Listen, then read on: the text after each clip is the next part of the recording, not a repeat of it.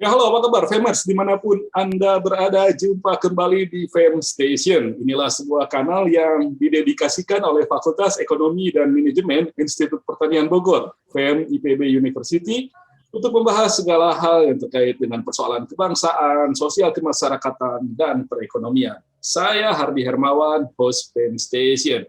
Dan Famers, terima kasih. Jadi dukung kami terus dengan memberikan subscribe, memberikan like, komentar, dan membagikan, men-share seluruh tayangan yang kami sajikan di PM Station.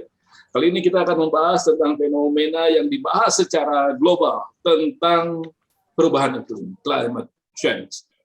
Benarkah sekarang ini memang terjadi perubahan iklim, dan kalau ya, seberapa serius perubahan iklim itu terjadi, seberapa serius pula implikasinya?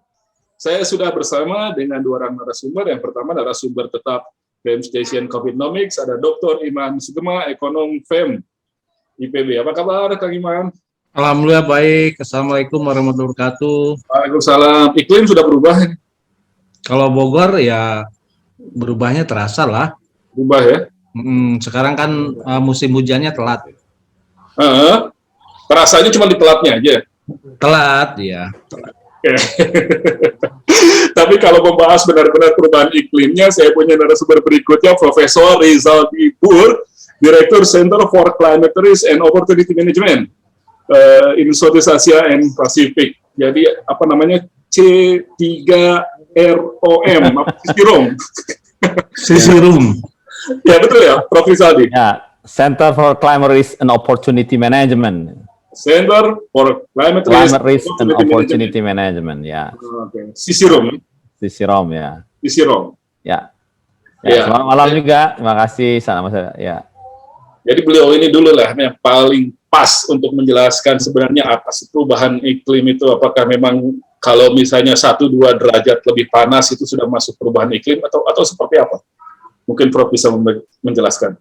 Ya, seperti yang sudah kita ketahui ya, sekarang ini di Glasgow sudah pertemuannya tentang pertemuan para pihak untuk membicarakan persoalan iklim kita ini. Dan kita tahu dunia sudah sepakat untuk mencoba mencegah kenaikan suhu global tidak melebihi 1,5 derajat Celcius. Pada awalnya sains menunjukkan bahwa 2 derajat Celcius is okay. Tapi ternyata dari fakta yang ditemui di lapangan, ya, dampak yang terjadi, bencana iklim ekstrim yang terjadi di mana-mana, kerugian yang ditimbulkan, kerusakan, kematian, dan lain sebagainya. Sehingga memang dari hasil assessment yang dilakukan oleh panel antar pemerintah tentang perubahan iklim yang kita sebut dengan IPCC, itu menyatakan memang yang kita harus mampu untuk mencegah jangan sampai kenaikan suhu global tidak melebihi 1,5 derajat Celcius. Sekarang suhu global ini dibandingkan dengan tingkat suhu di era praindustri ya. Jadi sekarang ini kenaikannya sudah hampir melebihi 1,2 derajat Celcius. Jadi tinggal sedikit lagi nih. Nah, oleh karena itulah kenapa dunia sepakat untuk bisa mencegah jangan sampai melewati 1,5 derajat Celcius, emisi kita itu harus sudah 0. Jadi kita harus mencapai net zero emission by the mid of this century. Jadi pertengahan abad ini harus sudah sampai net zero emission. Karena memang kuota kita, atmosfer kita itu hanya mampu menampung tidak lebih dari 570 gigaton lagi CO2. Kalau itu terlewati, maka kenaikan suhu global lebih dari 1,5 derajat Celcius tidak bisa kita hindari. Yang jadi persoalan sekarang ini dengan pemanasan global yang sudah terjadi, itu es di kutub sudah mengalami pencairan. Sudah meleleh. Nah, akibatnya apa? Gas-gas metan yang terperangkap di bawah es itu lepas ke atas. Nah, itu jumlahnya mencapai 100 gigaton CO2. Jadi kalau seandainya kuota kita tinggal 570 dikurangin 100, itu hanya tinggal 470 gigaton. Dunia sekarang emisinya 40 gigaton per tahun. Jadi kalau kita tidak merubah pola pembangunan kita, dalam 10-12 tahun ke depan, kuota itu sudah habis. Jadi atmosfer kita tuh sudah dipenuhi oleh gas rumah kaca. Dunia itu megaton itu, Prof. Gimana? Yang produksi dunia itu kan 40 megaton. Gigaton. Jatahnya masih gigaton. Ya, jadi kuota kita, atmosfer kita, daya tampungnya itu hanya tinggal 470 gigaton. Ya. Jadi artinya kalau kita masih kayak begini-begini saja, nggak mau ubah cara kita membangun, tidak ada perubahan-perubahan pembangunan, emisi kita 40 aja terus, ya 10-12 tahun ke depan sudah selesai lah. Nah itulah yang dikhawatirkan oleh dunia, kenapa semua sepakat harus mampu untuk menekan emisinya dan pada pertengahan abad ini, itu emisi kita sudah mencapai net zero. Jadi artinya sudah balance antara emisi dengan serapan. Jadi persoalan kita kan, energi kita masih bergantung kepada fosil, energi fosil. Heboh kemarin juga kan tentang masalah batu bara ini, kayak Australia, China, India, South Africa ya, yang memang ketergantungan coal masih tinggi, termasuk juga Indonesia sudah pasti. Itu mendesak untuk harus phasing out. Tapi tentu susah, ini masalah stranded asset gitu ya. Nah, jadi tapi salah satu progres yang cukup mengesankan adalah bahwa walaupun tidak sepenuhnya seperti yang diharapkan, akan tetapi dunia sepakat untuk secara gradual itu akan mengurangi penggunaan coal. Jadi akan ada phasing out penggunaan coal dalam waktu yang tidak terlalu lama. Gitu. Tetapi tetap kalau itu tidak bisa dihindari, ya mau tidak mau kita pakai teknologi yang mahal. Kita tangkap atmosfer CO2 yang di atmosfer, kita injeksi balik ke dalam bumi. Jadi oksigen lagi. Ya, jadi namanya itu carbon capture storage. Jadi kita simpan, kita tangkap karbonnya, kita simpan kembali ke dalam bumi. Itu biaya mahal sekali. Nah, kita sudah punya pilot project tuh dengan Jepang, JICA ya, di salah satu sumur minyak kita yang sudah selesai, yang sudah sudah expired, karena itu harus kilang-kilangnya yang sudah selesai itu, yang sudah habis. Nah, itulah tetap menyeksikannya, masukkan ke dalam sumur-sumur itu kembali gitu kan. Oke. Tapi cost-nya mahal sekali. Nah, ini sementara kita tahu potensi renewable energy kita juga cukup besar, tapi kan persoalannya kan kebijakan ke arah situ masih belum bisa mendorong ya orang mau melakukan investasi ke arah renewable energy. Belum lagi bercerita tentang pertaniannya sendiri. Wah, banyaklah ceritanya nanti.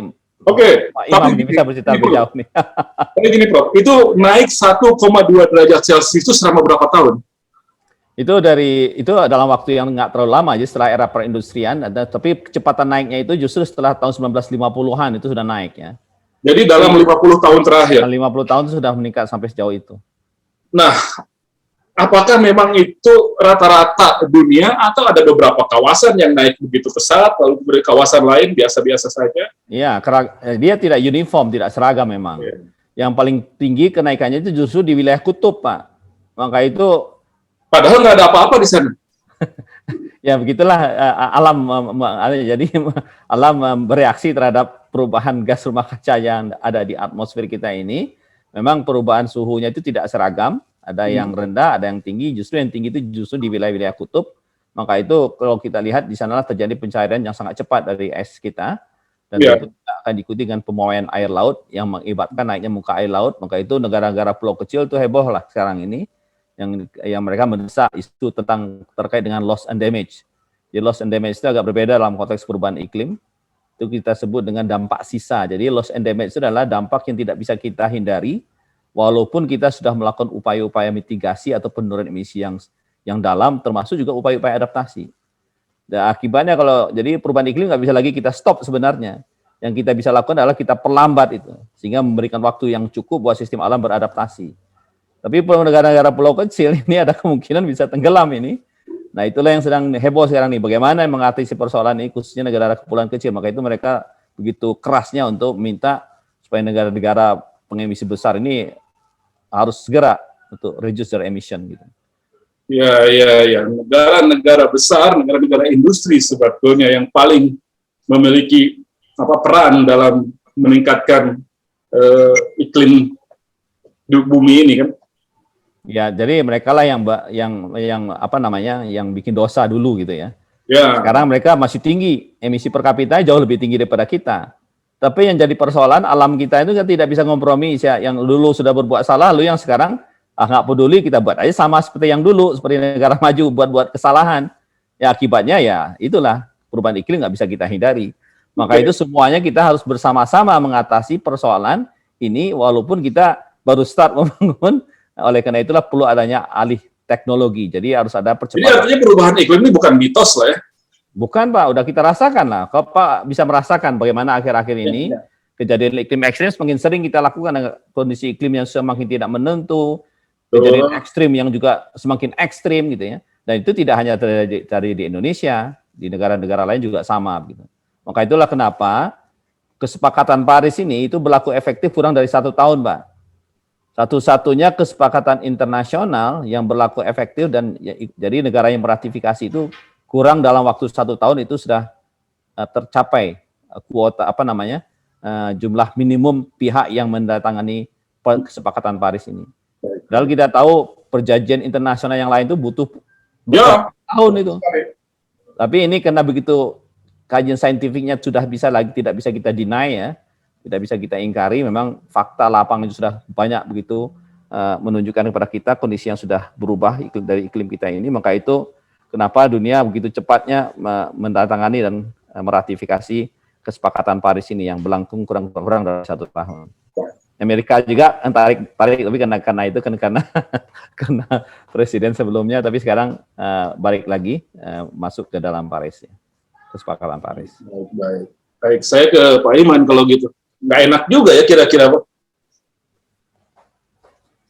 Kabar perubahan iklim itu rupanya ya serius, bukan cuma mitos, dan kira-kira dampak-dampaknya seperti apa kayak bidang ekonomi ini Pak Iman? Begini ya, kalau dari sisi ekonomi sih ini problemnya adalah apa yang disebut common pool, ya kan, kolam bersama gitu loh. Ini kan walaupun udara itu adalah bukan resources, bukan dalam bentuk resources yang dalam bentuk yang bisa dieksploit seperti sumber daya lain ya. Tetapi problemnya sama gitu loh. Problemnya sama. Kalau satu pihak spoil something ya kan, maka tidak ada insentif bagi pihak lain untuk menjadi pahlawan. Ya kan? Karena apa? Karena percuma juga jadi pahlawan sendirian. Ya kan gitu. Jadi solusinya adalah ya mesti bareng-bareng ini menciptakan situasi yang menjadi tanggung jawab bersama. Segala macam perjanjian ini akan sangat fragile ya, akan sangat fragile terhadap perubahan kepemimpinan dunia, terutama negara-negara yang memiliki polusi terbesar seperti Amerika, kemudian China, Uni Eropa dan lain-lain ya. Dan atau India ya kan, dari sisi size of ekonominya sudah jelas mereka pasti merupakan negara polluters terbesar ya, baik itu per kapita maupun secara agregatnya ya kan, karena jumlah penduduk dan juga kebutuhan energi per kapitanya. Nah ini menimbulkan masalah sebetulnya karena di satu pihak kita menciptakan mekanisme ekonomi ya, supaya saling bertanggung jawab, misalkan ada carbon trade dan lain-lain, but it may be too small ya, terlalu insentif dan disinsentifnya itu terlalu kecil sehingga apapun yang telah kita lakukan sejak mungkin 20-30 tahun yang lalu ya mengenai carbon trading ini kan hampir tidak ada efeknya ya kan. Jadi solusinya hanya satu, yaitu very extreme secara bersama-sama gitu loh. Kalau nggak ada itu ya susah. Namun sekali lagi ini sangat fragile ya kan. Once satu pihak break out, tidak mau taat ya semua berantakan, karena tidak ada satupun yang bersedia untuk jadi pahlawan ya enggak gitu loh. Yang ada justru kemungkinan besar negara-negara poluter terbesar itu tidak akan atau berpotensi untuk tidak taat terhadap perjanjian, kira-kira begitu. Berpotensi tidak konsekuen. Tidak konsekuen karena ongkos ekonominya juga besar. Benarkah itu Pak Rizaldi? Apakah memang ada kesulitan gitu loh untuk membuat gerakan bersama itu secara internasional menahan dampak buruk dari risiko dari perubahan iklim? Sebenarnya apa yang disampaikan Pak Imam itu ada benarnya ya. Namun demikian nampaknya juga apa namanya ada satu mekanisme lain yang akhirnya muncul kalau seandainya ada pimpinan negaranya yang tidak mau patuh lah.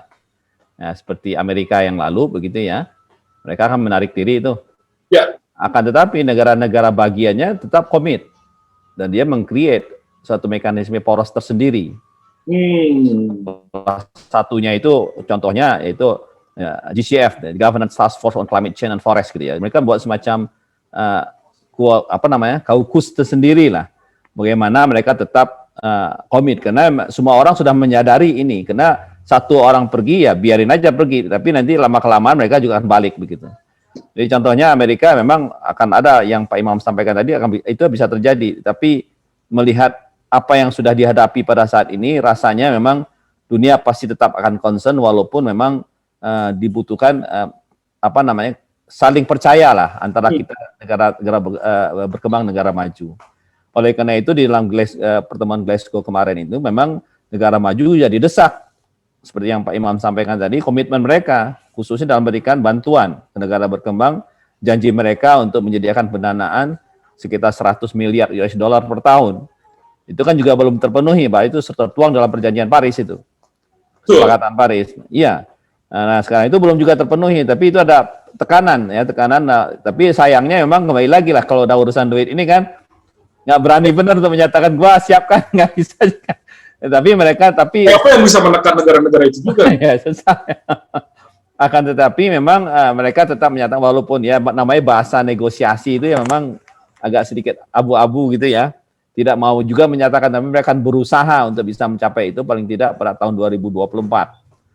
Itu sudah tercapai janji mereka, sekarang masih belum. Karena contohnya untuk tahun ini aja yang targetnya 100 miliar itu baru 600 dari yang baru tercapai gitu ya. Baru 600? 60? 60, sorry, dari 100 miliar US dollar itu hanya baru sekitar 60-an lah Mbak yang baru terkumpul gitu ya. Jadi masih belum. Malah gitu itu memang itu harus dipenuhi dan saya rasa dari pertemuan kemarin itu semakin clear lah desakan untuk itu.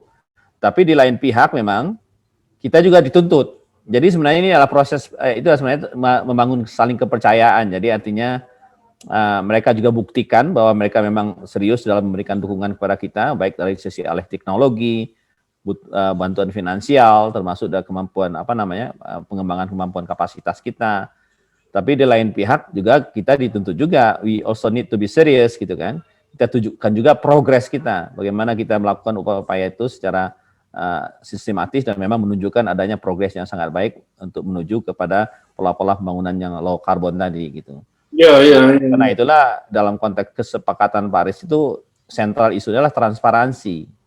Itu dituangkan di dalam artikel 13. Jadi isu transparansi inilah yang menjadi tuntutan dan sekarang ini dituntut lagi buat negara berkembang yang mengembangkan juga atau mengimplementasikan yang kita sebut dengan Enhanced Transparency Framework.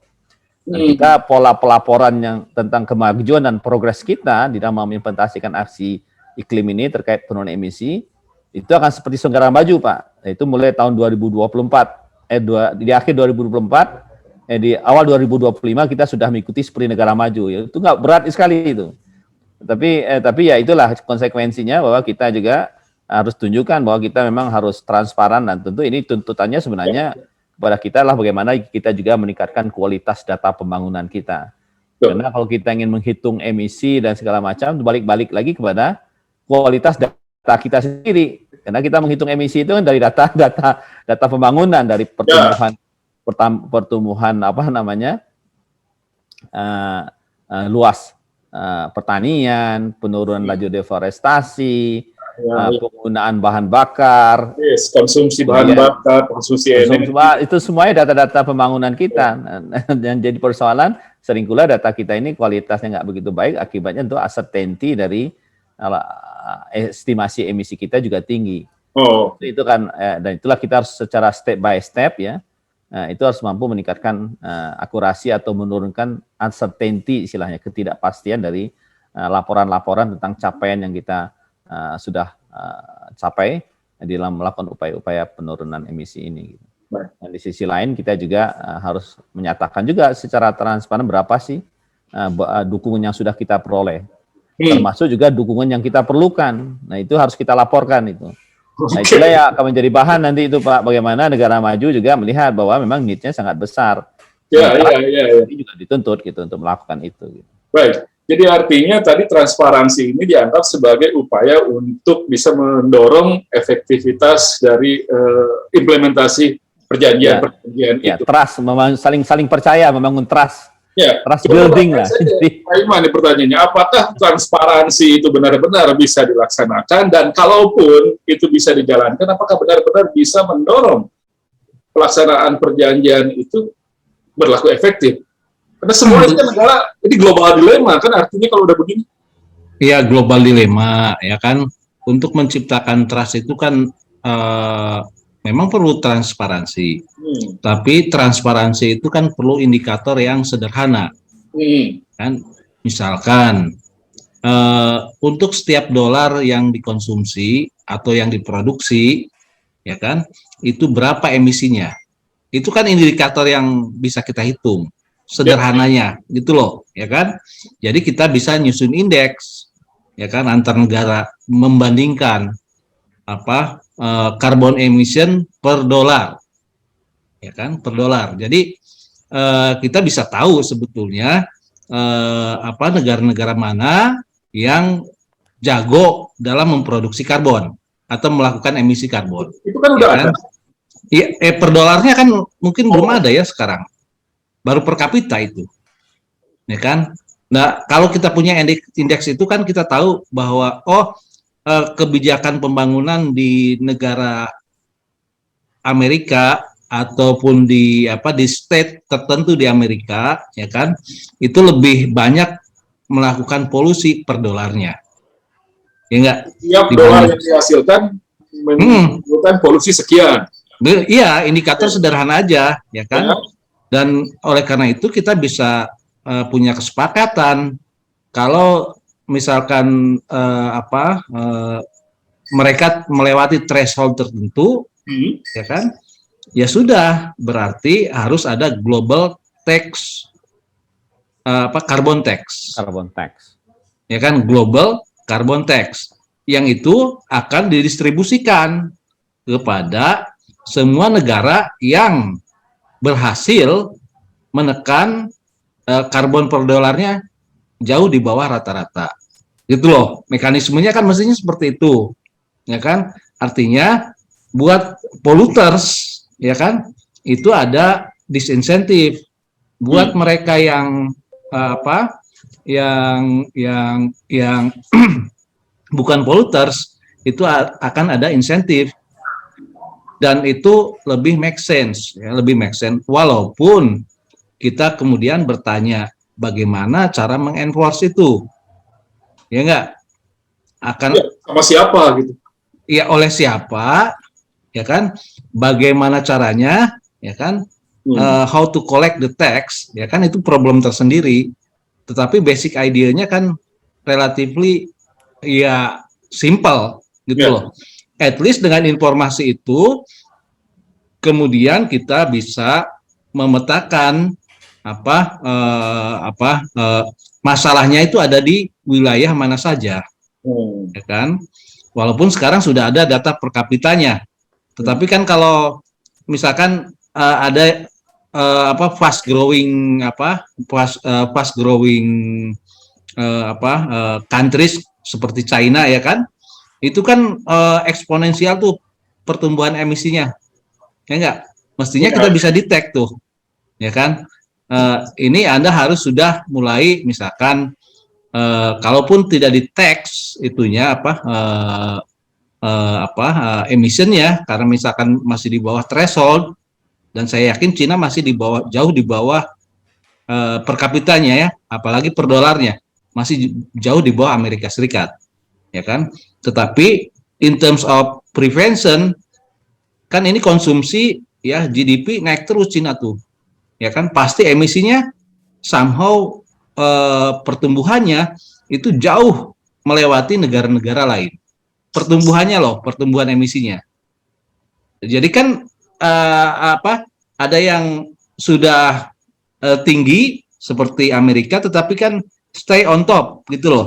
Ini ada yang yang masih rendah, tetapi growth-nya tinggi, kan growth-nya tinggi. Nah ini kan strateginya kan hanya dua, satu yang sudah di atas nih dibikin ke bawah, ya kan, yang growth-nya masih tinggi itu mestinya dibuat growth-nya menjadi lebih pelan. Kira-kira begitu.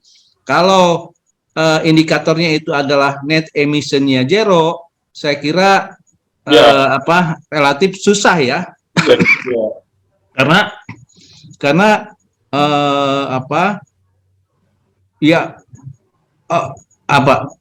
Anda nggak bisa menjamin, ya, Anda nggak bisa, atau kita semua nggak bisa menjamin bahwa somehow net emission itu bisa zero in any place, ya, every place, ya kan gitu. Tetap saja once satu pihak itu spoils, ya kan, maka kemudian emisi itu kan nggak bisa ditahan kemana-mana, ya, jadi ada eksternalitasnya. Kira-kira begitu. Ya, artinya skema yang disusun sekarang sepertinya emang agak sulit untuk diimplementasikan, Prof. Rizaldi. Jadi penguatan apakah tadi yang indeks seperti yang Pak Iman tawarkan, termasuk juga per dolarnya itu sudah diikhtiarkan, lalu kemudian sudah disosialisasikan supaya memang benar-benar bisa terlaksana semua. Jadi semua negara bertanggung jawab, pastinya kan kalau sudah begini. Memang sih idenya menarik tuh Pak Imam, tapi saya yakin apakah bisa itu dijalankan.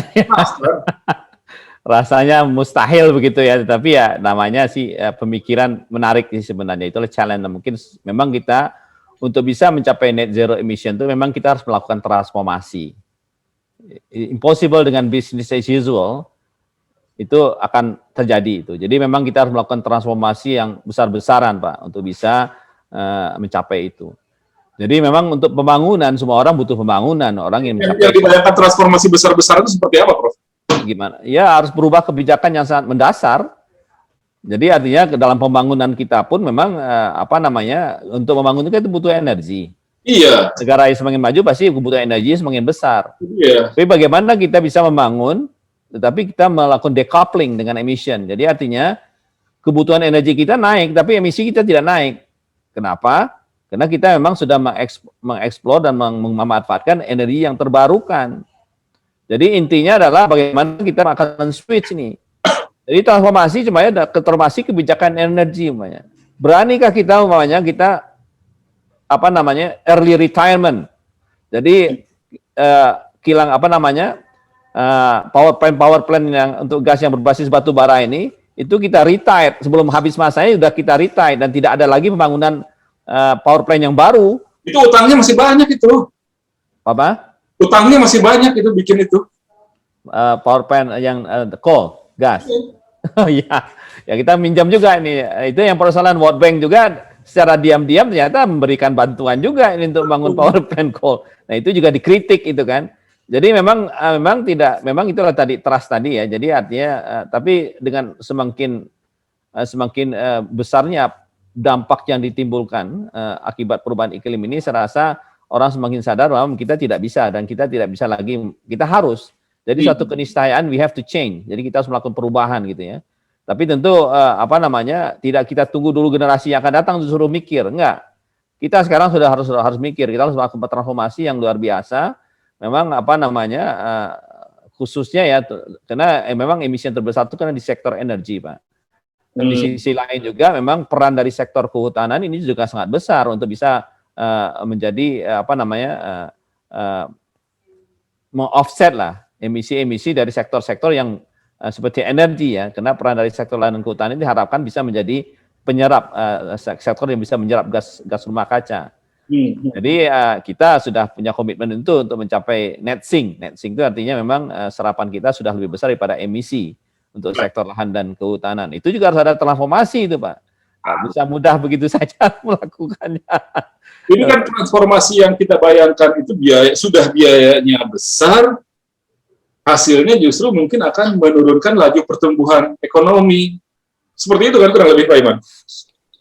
Saya kira ginilah ya, tergantung pada strategi pembangunan di sektor energi. Dan ingat loh, sektor energi itu lebih mudah untuk dikelola karena dia supply driven. Oh ya, ya. Emisinya supply driven. Ya. You cannot change the nggak bisa dari minyak sendiri lah. Iya, nggak bisa. Ya kan? Masyarakat itu tergantung pada apa yang disediakan. Ya nggak? Energi listrik misalkan, masyarakat kan nggak tahu itu dari coal atau dari turbin air, atau dari sini. Ya kan, power plant-nya itu supply side, masalah supply side, ya kan.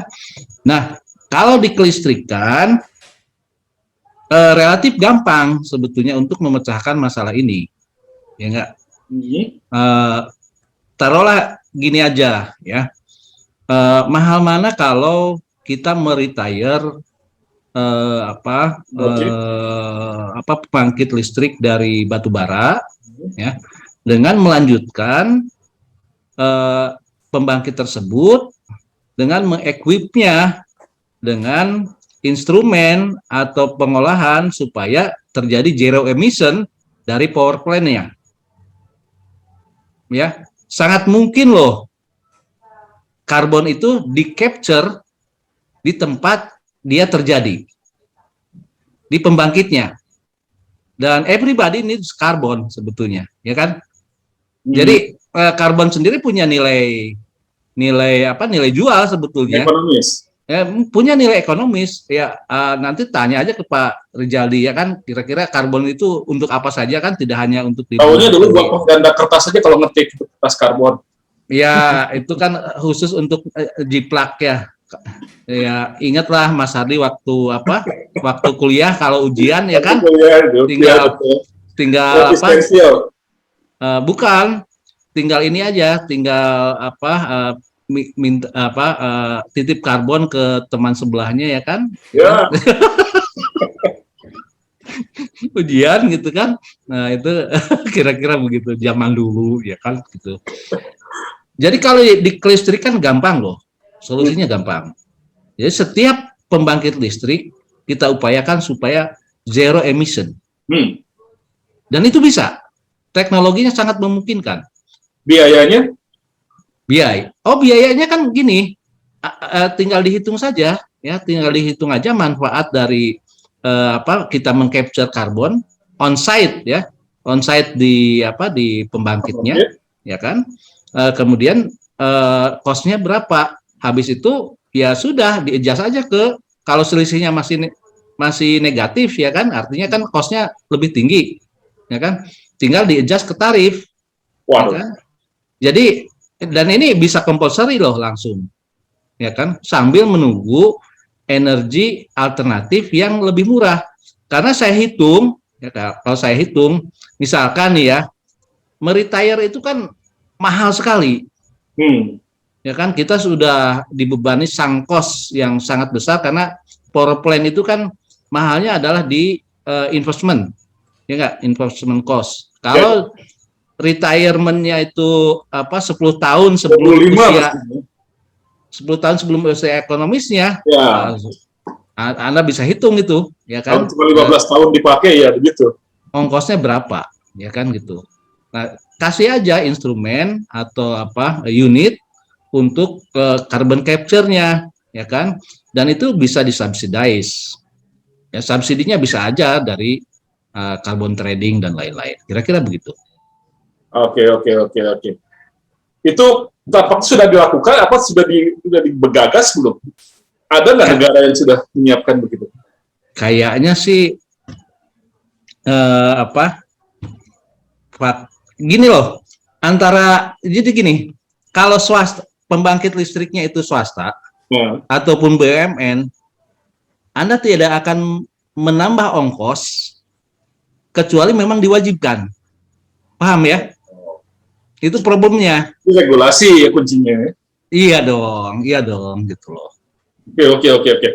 Nah, Pak Rizadi, itu inisiatif-inisiatif seperti itu untuk tataran Indonesia semacam itu sudah seberapa banyak dan seberapa mungkin itu diimplementasikan? Ya itu kan pilihan-pilihan Pak. Jadi memang itulah teknologi ini kan bisa berkembang cepat Pak. Memang cost untuk teknologi renewable itu lebih mahal dibanding coal gitu ya. Coal kan jauh lebih murah pada saat ini. Iyalah. Tapi teknologi berkembang cepat Pak. Di negara maju di Eropa itu cost untuk renewable energy untuk solar umpamanya itu sudah lebih murah. Nah, cuma persoalannya kadang kita raw material untuk produce solar panel ini itu kan kalau seandainya kita ingin membangun pabrik itu sendiri, materi bahan bakunya punya kita, tapi ada elemen tertentu yang harus dikembangkan oleh negara maju. Bisa nggak dia transfer teknologi itu ke kita? Jadi kita menjadi efisien dari sisi cost kan. Nah, jadi ada alih teknologi di situ. Jadi dalam menghadapi perubahan iklim ini banyak yang harus kita elemennya. Maka itu salah satu faktor yang memang yang harus terjadi itu memang keseriusan dari negara maju kan untuk melakukan alih teknologi ke kita. Dan Jadi soal property right-nya ini juga itu makanya itu kenapa isu alih teknologi itu udah bertahun-tahun negosiasi nggak pernah selesai. Memang masalah copyright karena yang punya kan private, dia kasih for free gitu. Nah, jadi ya tetapi itu yang saya bilang transformasi Pak.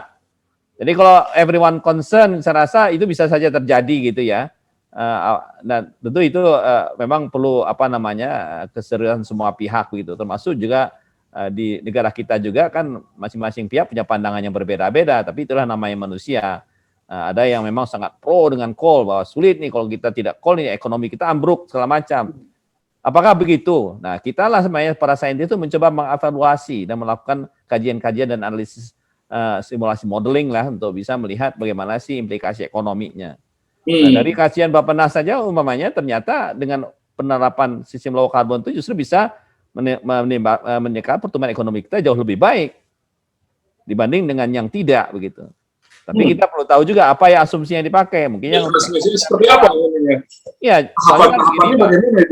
Kalau kita lihat Pak, kalau seandainya climate change ini benar-benar terjadi, sekarang sudah terjadi dan itu semakin buruk akibat kita tidak peduli. Jadi pola-pola pembangunan karbon intensif itu masih terus berlanjut. Akibatnya dampak yang ditimbulkan oleh perubahan iklim itu akan besar Pak. Itu economic loss itu akan besar sekali. Akibat jadi apa yang terjadi di Sintang hari-hari ini bisa terjadi di mana-mana gitu ya. Iya, bisa itu ekonomi kita juga akan terhambat sama saja begitu.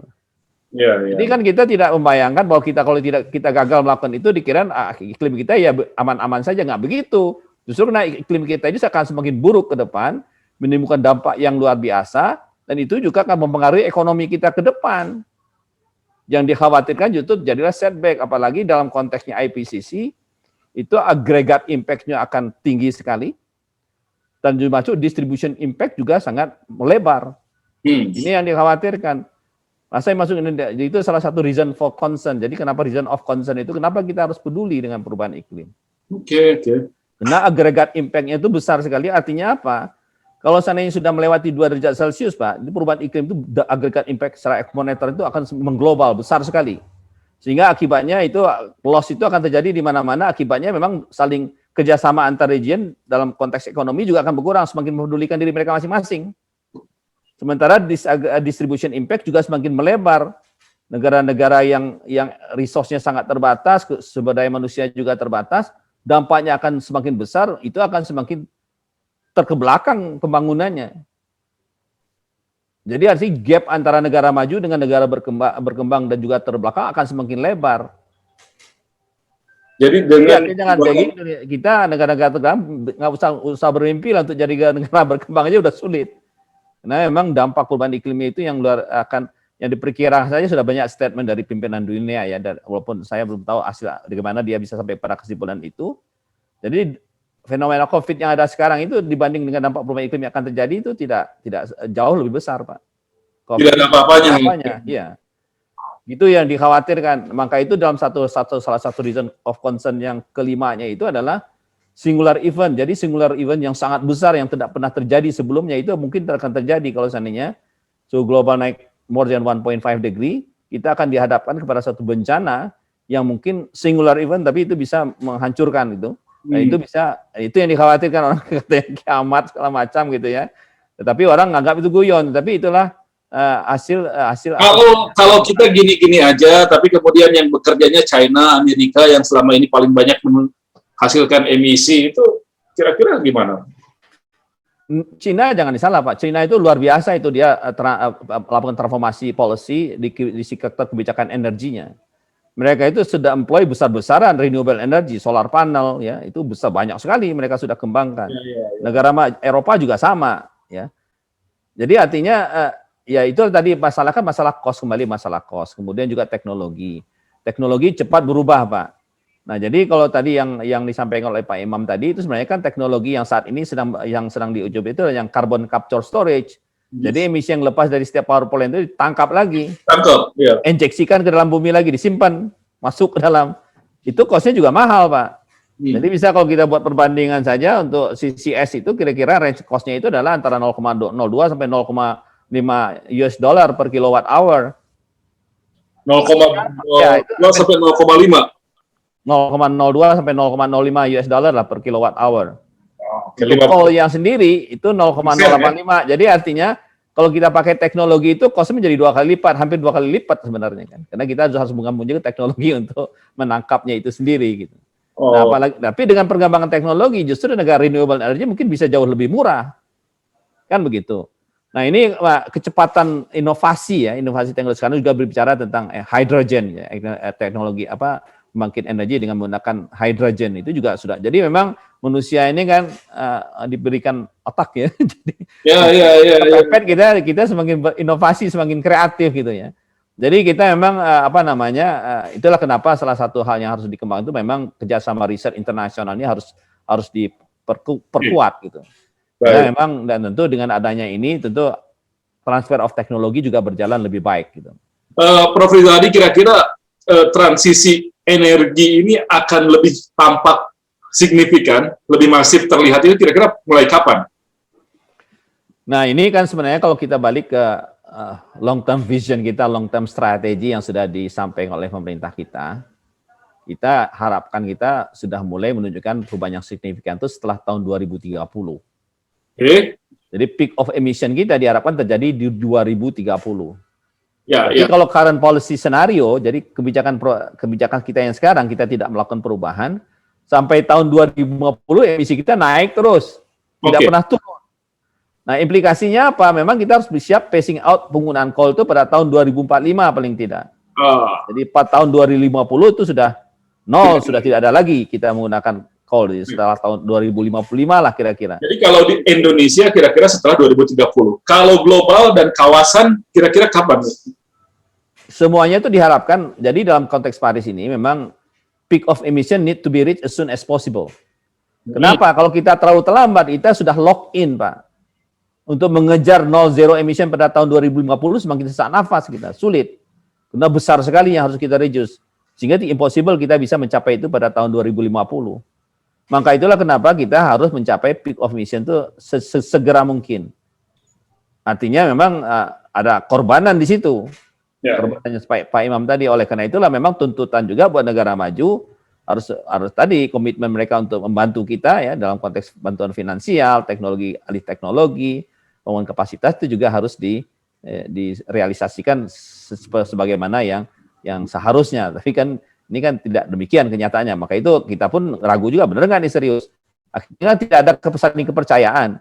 Nah, dalam konteks implementasi kesepakatan Paris ini itu ada satu mekanisme yang disebut dengan global stocktake. Jadi akan duduk tuh semua pihak di situ untuk melihat progres buat negara pengembang, dilihat progresnya di dalam melakukan implementasi aksi ya. Di sisi lain negara maju dilihat progres dalam pemenuhan komitmennya di dalam mendukung kita juga selain progres dia sendiri begitu ya. Baik, Pak Iman, kalau melihat situasi kayak gini, bayangan skenario-skenarionya itu seperti apa untuk perekonomian Indonesia di tahun 2030 ke sana nanti itu? Akan seperti apa saja gitu kemungkinan-kemungkinannya? Begini ya, jadi path atau apa ya, arah ya, arah pembangunan kita memang harus berbeda dengan negara-negara yang currently sudah menjadi number one polluters, number one, number two, number three, ya kan? Ya. Itu kan kita masih jauh loh dari mereka itu, ya kan? Ya. Gitu. Jadi kita masih punya waktu untuk menyesuaikan diri, ya, supaya apa yang mereka lakukan per hari ini tidak menjadi apa yang kita kerjakan di tahun 2050. Paham ya? Misalkan contohnya Amerika Serikat kan sekarang kira-kira 20 kali lah emisi karbon per kapitanya dibandingkan kita ya. Ya kan? Kira-kira 20 kali. Emisi karbon per kapita. Jadi kalau kira-kira 20 kali dibandingkan Indonesia, ya kan? Nah, bagaimana supaya kita tidak mencapai itu? Ya enggak? Artinya kita harus menempuh cara pembangunan yang berlainan dengan Amerika Serikat, dengan Cina, dengan Eropa Barat, ya kan gitu. Nah, kita harus lebih berorientasi pada kekuatan sumber daya sendiri yang itu jauh lebih memungkinkan terjadinya penghematan emisi karbon, ya kan? Taruhlah, artinya begini loh, kita memang harus mandiri dalam hal menciptakan teknologi yang sesuai dengan resources kita. Kita tidak bicara misalkan ingin copy paste solar cell, ya kan, di negara bolehlah, di Cina itu suksesnya luar biasa, tapi kan mungkin tidak cocok di Indonesia. Paham ya? Ya, betul. Ya, matahari kita juga tidak terlalu, iya kan, terik juga ya. Dan mungkin ongkosnya terlalu besar buat kita. Ya, secara global average kan turun terus, ya kan, dengan teknologi segala macam, ya kan. Tetapi pada kenyataannya untuk ukuran Indonesia mungkin tidak seekonomis yang kita duga, ya kan.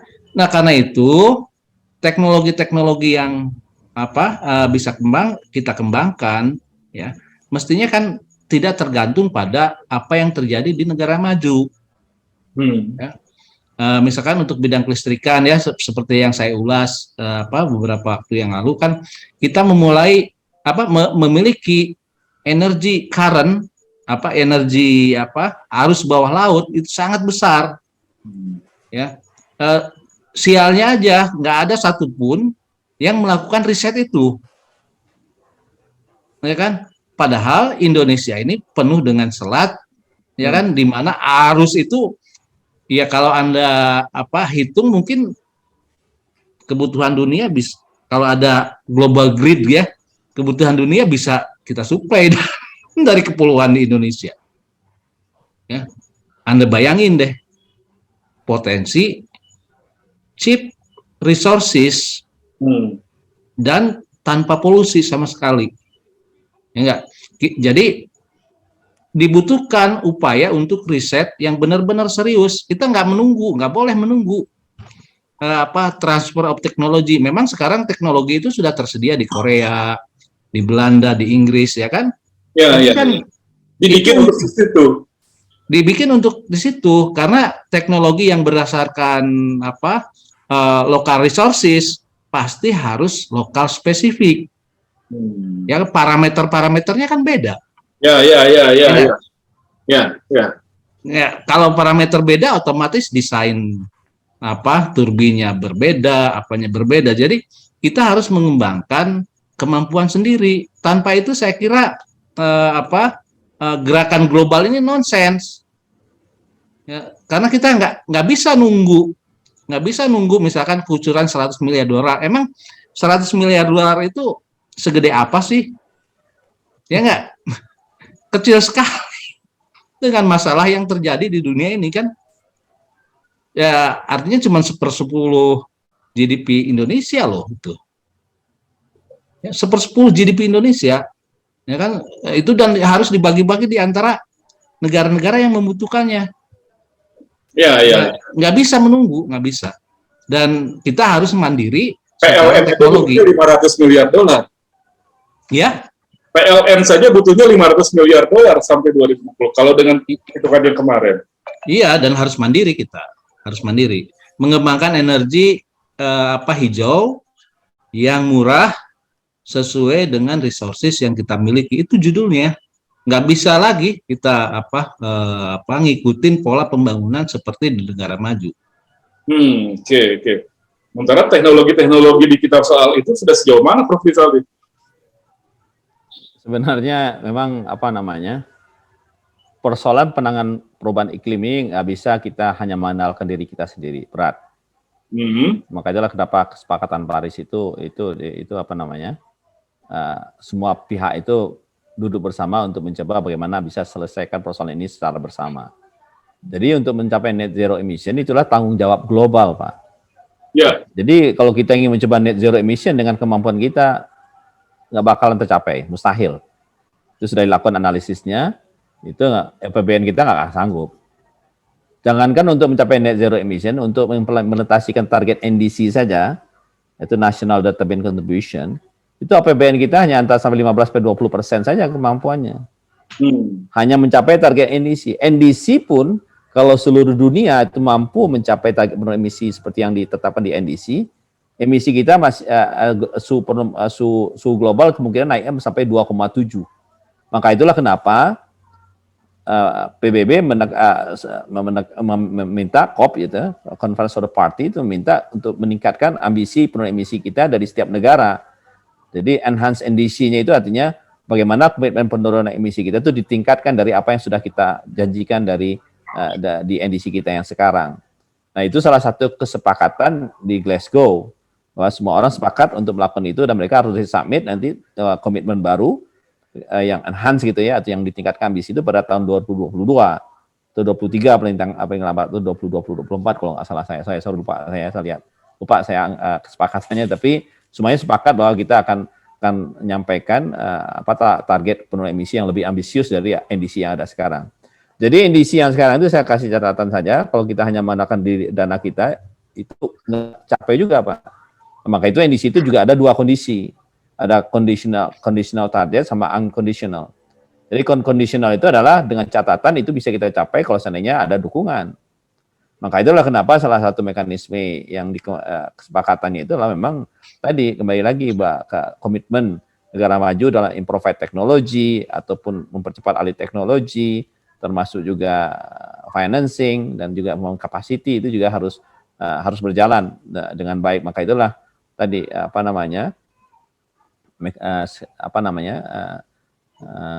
global stocktake yang saya jelaskan tadi tujuannya untuk melihat progres kita seperti apa, dan di sisi lain kita lihat juga sejauh mana komitmen mereka memenuhi komitmen yang mereka janjikan dalam mendukung kita untuk melaksanakan pola-pola pembangunannya low carbon tadi. Karena tadi mereka menyadari kesalahan dan dosa itu mereka yang buat dulu gitu kan. Tapi sayangnya sains kita belum tahu bahwa apa yang dilakukan itu akan berakibat perubahan iklim yang berbahaya buat keberlanjutan kehidupan umat manusia gitu. Tapi kan susah kan, sains itu memang berkembang gitu kan. Nah sekarang ini udah ketahuan seperti ini dan itu sudah begitu convincing, dan bukti dan data yang ada juga menunjukkan bahwa iklim kita memang sudah mengalami perubahan, dan kalau ini dibiarkan itu akan menimbulkan dampak perubahan iklim yang akan sulit kita kendalikan dampaknya dan akan menimbulkan kerugian yang luar biasa dan juga akan mengancam keberlanjutan sistem pembangunan kita. Nah oleh karena itulah mau tidak mau ya semuanya kita yang terlambat ini masih dengan Amerika aja bandingannya kita per 10 lebih lah, bisa 15 dari Amerika gitu kan. Masih di bawah. Memang benar Pak Imam sampaikan tadi, bagaimana kita bisa tidak meniru kesalahan yang sama yang dilakukan oleh negara maju. Kalau kita nggak peduli ya kita kembang seperti yang negara maju, kita biar aja pembangunan kita dirty gitu ya. Tapi akhirnya apa? Perubahan iklim nggak bisa kita hindari. Jadi yang kenaikan suhu global lebih 1,5 itu yang tidak bisa kita hindari. Jadi semuanya untuk bisa mencapai net zero semuanya harus berupaya dari sekarang. Dan itu tidak bisa dilakukan oleh negara kita saja. Ini adalah tanggung jawab global.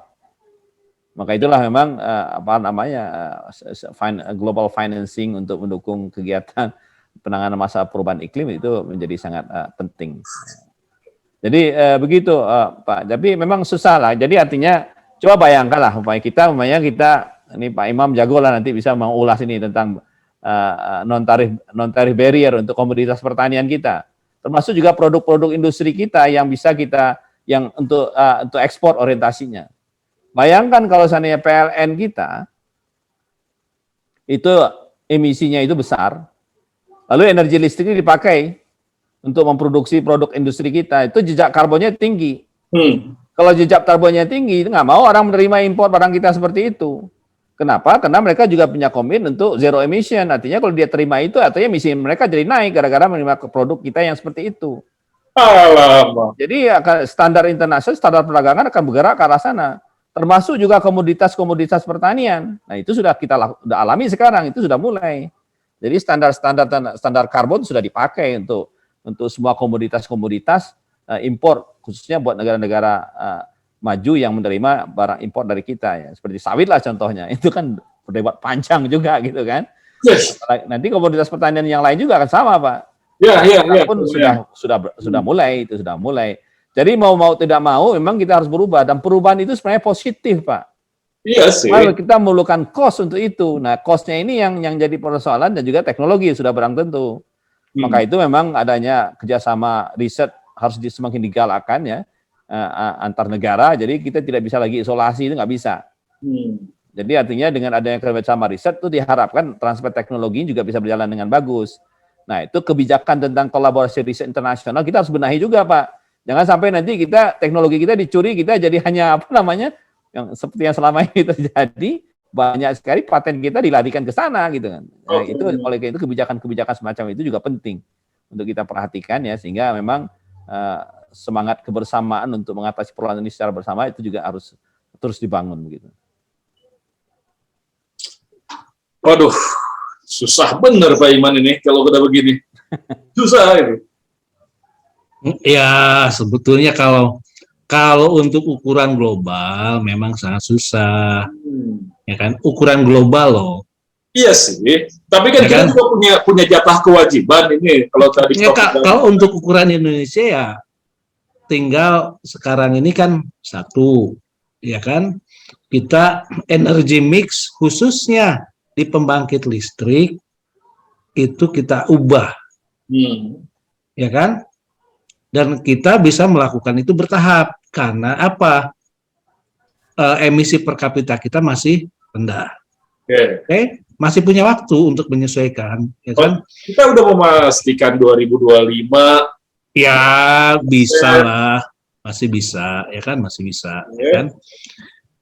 Kemudian yang kedua, ya kan, harus ada transformasi di sektor transportasi, ya kan. Seberapa cepat, ya tergantung sekarang ini pada industri baterai, ya kan. Kebetulan Indonesia akan menjadi pusat, ya kan, industri baterai. Ya kan, kendaraan listrik kan perlu baterai semuanya di seluruh dunia, ya kan. Nah, kalau itu menjadi national priority, ya kan, ini ya dengan sendirinya dong, ya kan, transportasi di Indonesia akan lebih cepat berubah dibandingkan negara-negara lainnya, ya. Dan kalau kita hitung infrastrukturnya segala macam ya, mungkin kita tidak harus mengikuti pola pembangunan energi listrik, motor listrik, ya kan, atau mobil listrik seperti di negara lain. Contohnya gini deh, inovasi yang sederhana aja kan kita mulainya dari Indonesia tuh, motor listrik yang isi baterainya tuh bisa ditukar, paham ya? Jadi kita nggak perlu charging everywhere. Kalau negara maju kan pengennya charging station itu tersedia di mana-mana.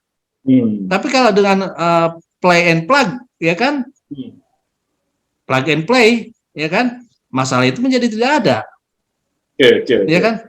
Jadi even small innovation can be substansial dalam hal cost reduction, ya enggak?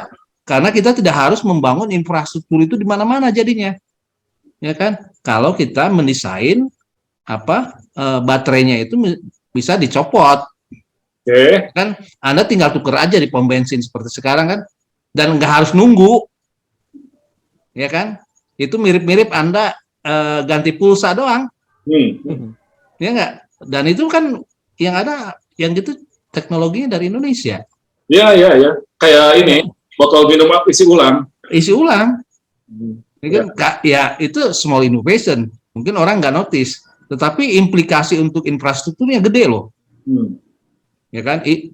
Anda bayangkan kalau harus membangun charging station setiap kilometer, sekian charging station kan, nunggu 1,5 jam, 2 jam, 3 jam, ya kan? Itu not efficient, ya kan? Oke. Tapi kalau dengan plug and play itu ya lebih mudah bagi semua orang. Dan itu juga idenya dari Google, ya kan? Battery swap, ingat nggak?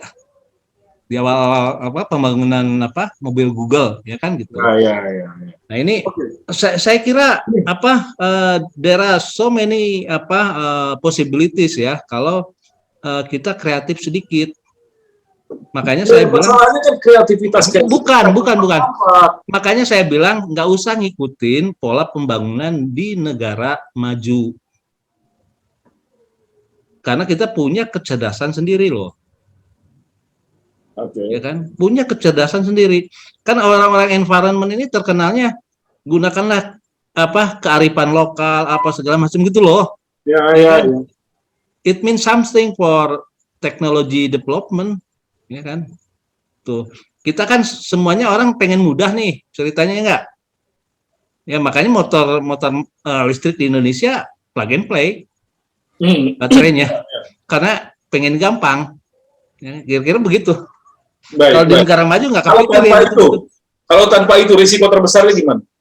Kalau ternyata tidak muncul inisiatif dan kreativitas dari dalam negeri seperti itu, dan kita mengikuti aja pola yang dilakukan, kira-kira akan seperti apa risikonya dan bagaimana ini bisa mempengaruhi perekonomian?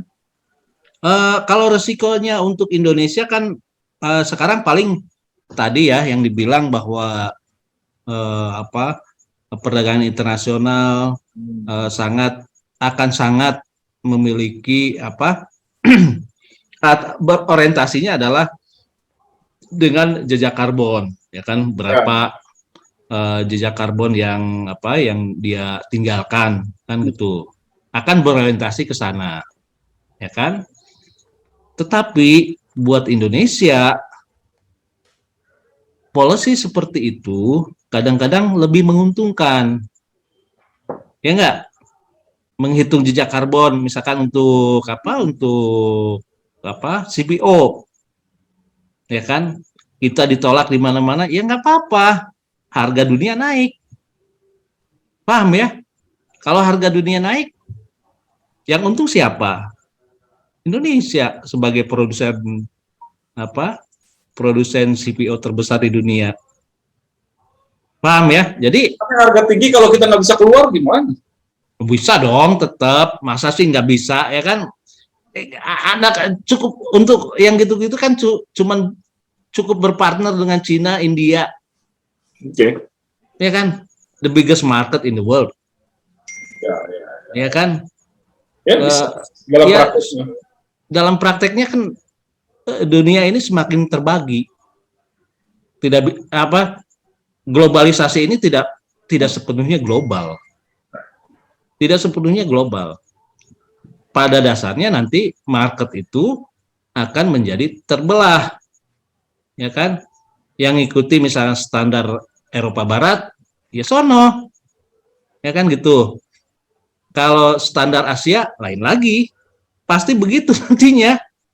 Ya kan? Karena ya sekarang aja kita ngikutin Eropa Barat segala macam, karena secara ekonomi, ya kan, dalam 20 tahun terakhir belum ada dominance dari Asia. Baru sekarang kan, nantinya standarnya mengikuti Asia kalau pengen masuk ke Asia. Paham ya? Oke. Besok lain ceritanya dibandingkan sekarang. Anda harus follow the market. Ya kan? Jadi kita akan lebih banyak mengikuti perkembangan di Cina, di India. Sumber pertumbuhan di dunia kan cuma dua, Cina, India, baru ketiga Indonesia. Kalau tidak mau ngikutin sumber pertumbuhan dunia, ya masing-masing negara ya nggak akan bisa tumbuh. Karena di dunia ini hanya Cina, India, ketiga baru Indonesia. Negara lain sudah diminishing. Sudah mentok. Nggak bisa lagi tumbuh. Iya. Baik, Prof. Rizadi, kira-kira bagaimana lagi tahapannya kalau sudah 2030 segala macam, Indonesia ini PR-nya seperti apa? Dan tantangannya tadi Pak Iman mengatakan ya ada peluang, tapi juga banyak sekali yang PR yang harus dikerjakan. Jadi saya sependapat saja ya, memang semua upaya harus dilakukan. Jadi bagaimana kita menggali umpamanya kearifan lokal di teknologi-teknologi yang memang sesuai. Tapi itu tidak cukup. Kita harus melihat semua kemungkinan. Nah, kalau seandainya teknologi lokal saja mau dikembangkan, kalau kita berbicara tentang mass production, persoalan selalu. Kan gitu. Untuk kita perlu mau satu teknologi yang bagus nih, lokal nih. Ternyata dukungan untuk bisa mengembangkan ini juga nggak ada. Ya kalau kita lihat saja berapa sih anggaran riset yang diberikan ya. Dibanding dengan Malaysia kita jauh di bawah lah begitu ya. Jadi kebijakan tentang itu sendiri untuk bisa mempush atau mengakselerasi semakin banyaknya perkembangan teknologi lokal gitu ya. Itu juga perlu ada perubahan kebijakan dalam negeri juga untuk jadi maka itu harus ada transformasi di semua lini gitu. Tapi pada saat yang bersamaan, kita juga tidak harus menutup mata, kita juga banyak teknologi di luar yang memang lebih bersih dan memang bisa kita gunakan dan sesuai. Ya. Apalagi tadi Mas Imam menyebutkan kalau kita pakai teknologi untuk mengkilis arus laut, itu akan luar biasa gitu ya. Teknologinya pun sudah ada gitu kan. Nah itu kita lihat potensi-potensi itu sudah ada kajian-kajian awal ya untuk melihat potensi renewable energy kita termasuk juga arus laut sudah ada semua sebenarnya. Solar itu salah satu energi yang besar juga potensinya gitu ya. Kenapa? Karena memang kita negara tropis.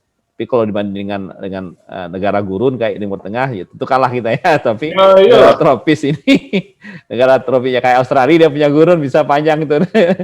Tapi kita sebagai negara tropis juga potensi cukup besar gitu. Ya, jadi artinya, jadi kita lihat semua kemungkinan itu dan bagaimana kita tadi saya setuju sekali, maka itu kenapa dalam konteks mengembangkan solar panel yang selama ini sebagian bahannya kita import, itu bagaimana teknologi kita buat di sini langsung. Itu lagi challenge-nya, karena kalau itu bisa kita itu akan lebih murah, ya, bisa bersaing ya. Kembali lagi itu challenge-nya bagaimana kemampuan kita dalam mengembangkan teknologi itu sendiri, kan gitu. Kembali lagi pada human resources-nya. Lalu bagaimana kebijakan pemerintah untuk mendorong riset ke arah itu. Kita tidak harus mulai dari nol sebenarnya. How we can learn from others as well. Maka itulah kolaborasi internasional riset ini harus dikembangkan dan harus diperkuat dibanding sebelumnya. Jadi itu yang ingin saya garis bawahi, artinya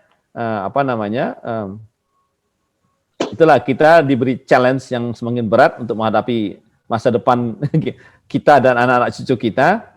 Kita harus berpikir keras juga untuk melakukan perubahan yang memang sangat mendasar gitu. Nah ya, sangat mendasar ya. Jadi bukan seperti lazimnya sebelumnya. Ya, jadi harus istilahnya memang kita kecepatannya itu harus sekian kali lipat lah untuk bisa mengejar mengejar apa yang sudah jauh tertinggal ya dibanding negara-negara lain. Ya, PR yang luar biasa dan famous. Jadi artinya memang ini bukan situasi yang biasa terjadi sebelumnya. Ini situasi memang lebih bersifat serius. Perubahan iklim ini memang sangat serius. Tadi sudah dikatakan iklim kita naiknya sudah 1,2 derajat Celcius. Batasnya itu sampai 1,5. Setelah itu akan sangat berbahaya sekali.